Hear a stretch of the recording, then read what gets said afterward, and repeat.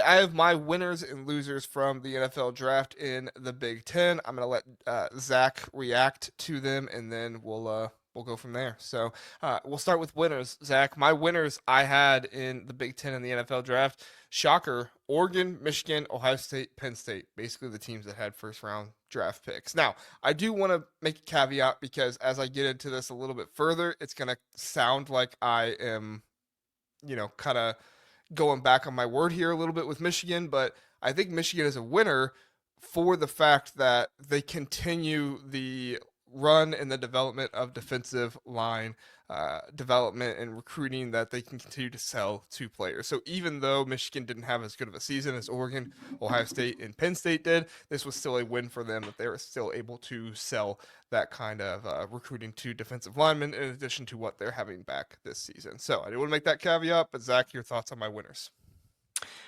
Yeah, I mean, I think it makes sense that they had the most, first round picks. They had the most overall picks. I think Oregon had 10, right?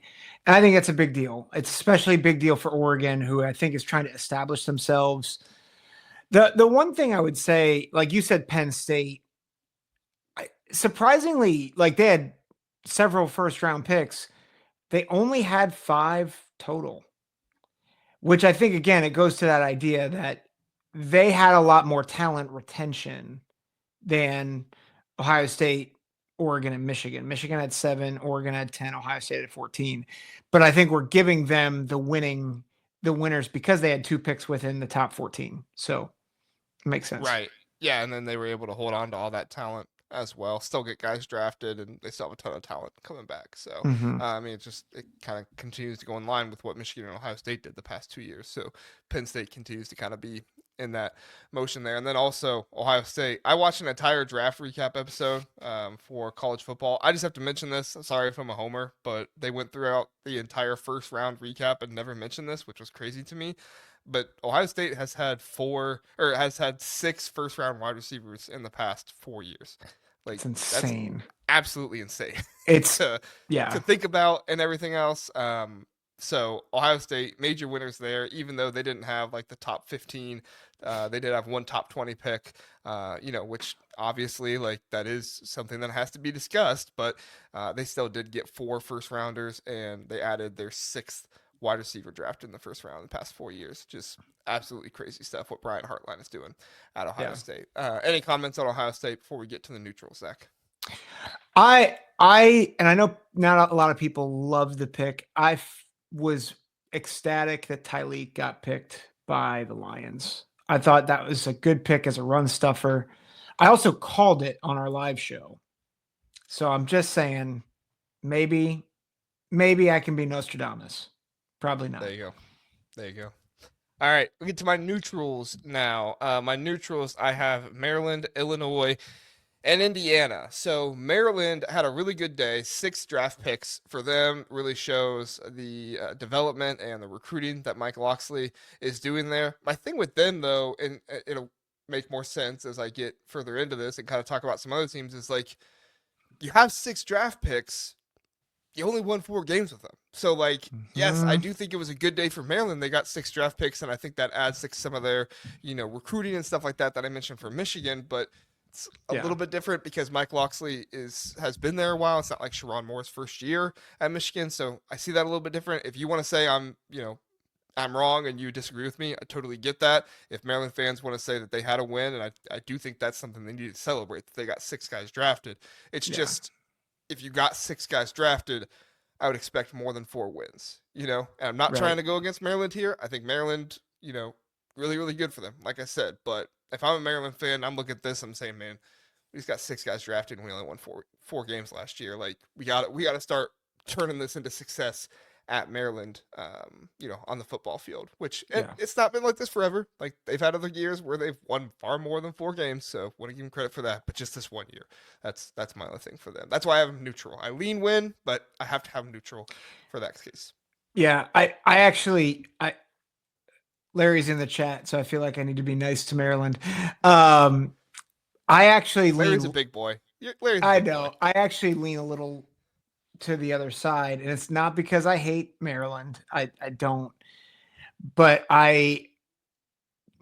I think the microcosm of this is Hippolyte, who's taking the fourth round, wasn't on a lot of people's lists for like to be drafted. And the reason why he got drafted is how he tested at pro day. Like ran, I think, a 4.4 40 at the pro day and shocked everyone with his speed and athleticism. And I feel like that is a microcosm of how I feel about Maryland. Is it's like why was this athleticism not developed more? And I think that like you look at some of these, like it's not like they had a bunch of seventh round picks. They had Ty Felton, who's a third rounder, Hippolyte, who's a fourth rounder, Jordan Phillips, who's a fifth rounder, Dante Trader, who I think is a really good safety as a fifth rounder. Like they had guys who are a little higher up in the draft, and it just makes you think why couldn't this be something else? So, but Larry makes a good point in the chat. They also contributed to 3 straight bowl wins, which is that's a big deal for Maryland. So that's a good point. But it's just hard. Yeah, it's hard to figure out how to figure out what this says about Maryland and the development. Yeah. That's why I say neutral. I think there's a lot to be happy about if you're a Maryland fan, but I also think there is the thought of like, but this past season could have been more, Yeah. So there's back and forth. That's what neutral is. And it's the same thing with Illinois, right? Like Illinois didn't have a whole lot of draft picks this year. What they have, they had Pat Bryant, and then Pat Bryant was the only one, but you only have one draft pick. It's okay because you brought back all these starters from the bowl game. Yeah. You brought back all these guys for next year, and then Indiana's kind of the same way. It's like if you're Indiana, you kind of wanted some more draft recognition, but you only have CJ West and Curtis Rourke taken, or CJ West in the third or fourth round, and then Curtis fourth round, and then Curtis Rourke in the seventh round. Like you wanted a little bit more like recognition for what Kirk Kennedy has done, but you also brought guys back. Yeah. So and you'll get it. Yeah, right. You'll get it. That's why these teams are neutral to where it's like one area wasn't great, but also you can be proud about something else. So yeah, this is what it is. I'll just say 2 thoughts. One, I thought it was great that Pat Bryant went in the third round because I was afraid he was going to slide, and I'm like, man, he is so much better than I think people give him credit for. And so the fact that he went in the third, I thought was really good for him. And I love that he went to the Broncos. I think that's a good place for him as they need receivers. The other thing, and Philip was on it. He was talking about Pat Bryant, going sooner than maybe some people thought. So yeah, Philip. Speaking of Philip, I've turned a new leaf. I do not hate Loxley. I do not hate him. I want him to succeed. I want him to prove us right, or prove Larry right. That's really what I hope. So, and no, Pat Bryant is not Larry Fitzgerald. We're just not going to take that slander. Don't get Zach started again. Yeah. Anyway. Yeah.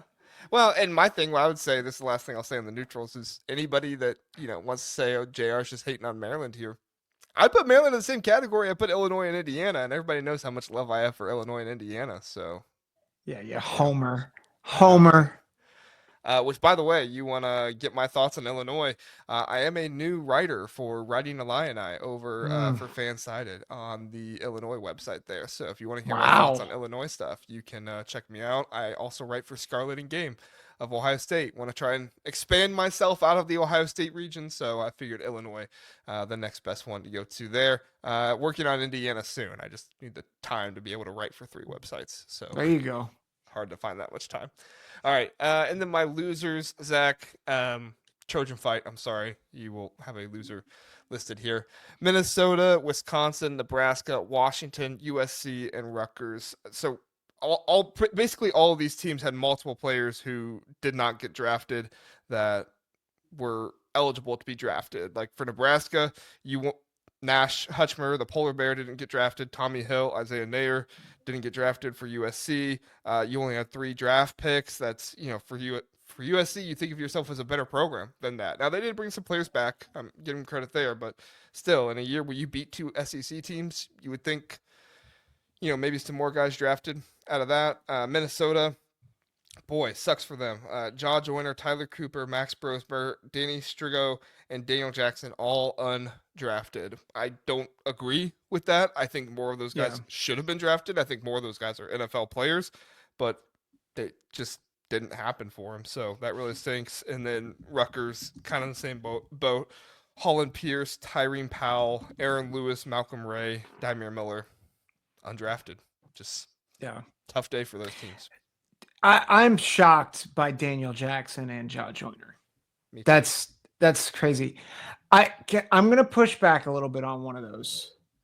And actually, did you put Iowa anywhere? No, because Iowa had Caleb Johnson drafted really high, but the rest were kind of fifth and seventh rounders. So I didn't think that was good enough to be a winner, but I didn't think it was bad enough to be. I guess I probably should have put them in the neutral. I so I actually would I disagree about Minnesota, and I would actually put Iowa as a loser, but it's my take is nuanced here. Okay. So Minnesota, yes, they had a lot of guys not drafted, And I'm not but trying to insult Minnesota. I'm just saying yeah, like it stinks because I think these guys are NFL level players and they didn't get drafted. yeah. And maybe I'm looking at it a little differently. For Minnesota, I think the fact that they got another guy in the top 2 rounds is actually a big deal. Like, and I know Ursary was looked at as a first round pick, but the fact he's going to anchor a line where CJ Stroud's the quarterback, like I think that's a big deal. And they also got a third round pick in Justin Wally. And so like they got picks high in the draft, which I think that does matter, especially for program perception. So yes, a lot of guys didn't get drafted, but they did get another straight year. You mentioned it. What is it? 5 straight years, 6 straight years where they've had a Five first or or second round six. pick. Yeah, 5 or 6. That I think that's a big deal for the perception of the program. And so that's why I'm like, I agree that it's disappointing that those other guys didn't get drafted. I do think though that matters. Here's my take with Iowa. Iowa, their first pick was in the third round with Caleb Johnson, which I think is a big deal. Like that's Go great. look at Casual Big Ten's jersey swap on that one. Fantastic work. Jersey Oh, swap I'll have to by look at Casual that. Big Ten. Oh, It's literally the same but exact jersey. You just put the Steelers logo over the Iowa. good work. Good work, Kent. Good work. Here's my issue. Iowa is a predominantly defensive school, and their only defensive draft pick was in the fifth round. Yeah. No And Sebastian Castro, no Jay Higgins. Jamari Harris, who left the team early with an injury so he could yeah, preserve his draft stock. Like, that's wild. yeah. And like, if that's what you're going to sell your program on, and your only draft pick is a fifth rounder, and everybody else isn't. Now, they had Cooper DeJean the year before, and he just made a pick six in the Super Bowl. So, like, I don't think you lose your perception overnight, but it is a concerning trend. Yeah, I can see that. I did think it was funny. Yaha Black on the CBS Sports app is listed as a cornerback. He's like 320 pounds. Obviously, it's just a typo, but I was like, Uh-huh. I posted that picture and somebody was like, "Wow, a 320 cornerback. Nobody's gonna get a release on that guy." I thought that was really funny. But if they Um, can, then he's gonna get roasted and yeah, he's toasted. cooked every time. So, Yeah. no. I think you make good points. I could see putting Minnesota in the neutral instead of the loser. Um, that is big for them. They keep that streak going. I just there were so many players here that I thought should have been drafted, Yeah. and it really upset me that they weren't drafted. So Yeah. it's I unfortunate for am Minnesota. I am I think Daniel Jackson's one of my favorite receivers, and I can't believe he didn't get picked. Yeah, yeah. John saying people were hating on the Pat Bryant pick in on Twitter. Don't listen to stupid people. They got to check out the Big Ten Huddle. All right. Yeah. They also probably think the SEC is the better conference. Stupid. Yeah. Tell them listen to the Big Ten Huddle. Yeah. All right. That's all I got. Anything else NFL draft wise before I get to my SEC slander? My dad and I, we were talking about this today. My dad lives in Colorado. Hmm. And so obviously there's a lot of Big talk about Shador shit. fan, Sanders fan.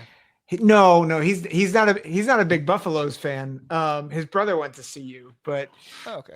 my uncle went there. But we were talking about this. I think the Shador stuff, it's a little overblown. And so like we talked about this, how I'm like, I don't think he's a first rounder.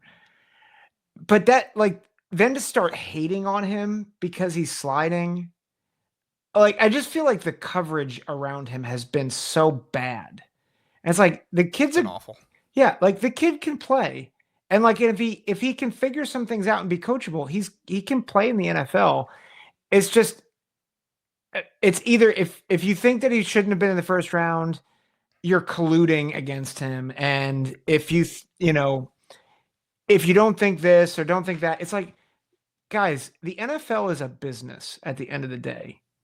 And they are drafting who they think the best player available is. That's it. And so a Mel Kiper is having like a seizure on the stage.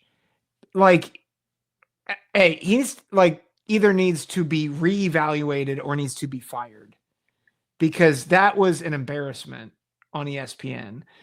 But like it doesn't help the kid.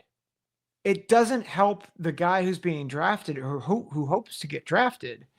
So I just thought this whole media circus, it was like it was like a car wreck. Like you don't want to watch, but you can't take your eyes off of it. And that's not what the draft is supposed to be about. The draft is supposed to be about people realizing their dreams and then going to work.